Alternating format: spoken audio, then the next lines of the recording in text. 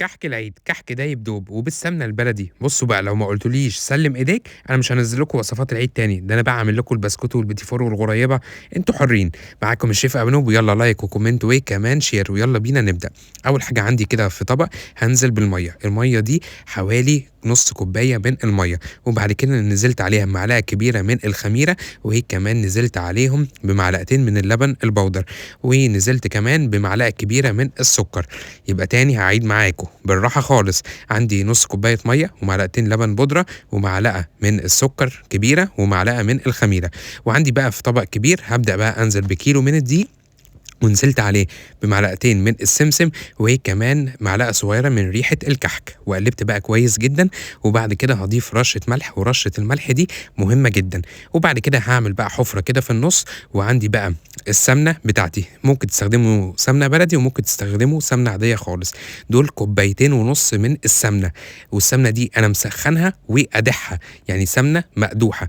في ناس بتحب تستخدم سمنة سخنة عادية، وفي ناس بتحب تستخدم سمنة باردة، وفي ناس زيي بتحب تستخدم السمنة المقدوحة.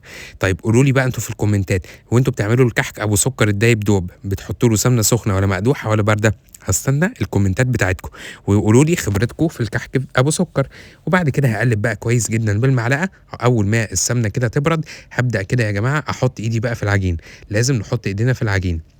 وأبِس العجينة كويس جدًا، يعني إيه أبِس العجين؟ يعني أدخّل السمنة في الدقيق بتاعنا تمام، الدقيق يختفي خالص، وبعد كده أنزل بقى بالخميرة بتاعتنا.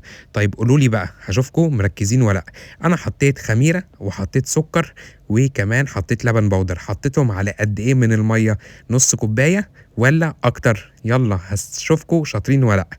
بُصّوا بقى هاقول لكم كام ترِكّة، أول ترِكّة إن الكحك بتاعنا مش بيخمر خالص، يعني ما ينفعش أسيب الكحك يخمر، لو سِبته يخمر هيبوظ، ممكن أسيبه يرتاح مثلًا إيه 5 دقايق والّا حاجة.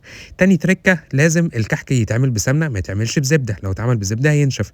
تالت ترِكّة لازم الكحك بتاعنا يتحط له مَيّة مش لبن، تمام، أنا حطيت لبن بودر ما حطيتش اللبن اللي هو الحليب.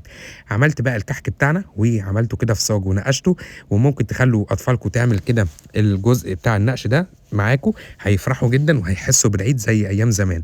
وبعد كده حطيته في الصاج ودخّلته بقى على درجة حرارة 180، ممكن تعمليه في 200 عادي لمدة ربع ساعة، مش بيقعد أكتر من كده. طيب لو هو خد لون من تحت ولسه من فوق، أفتح عليه الشواية على طول.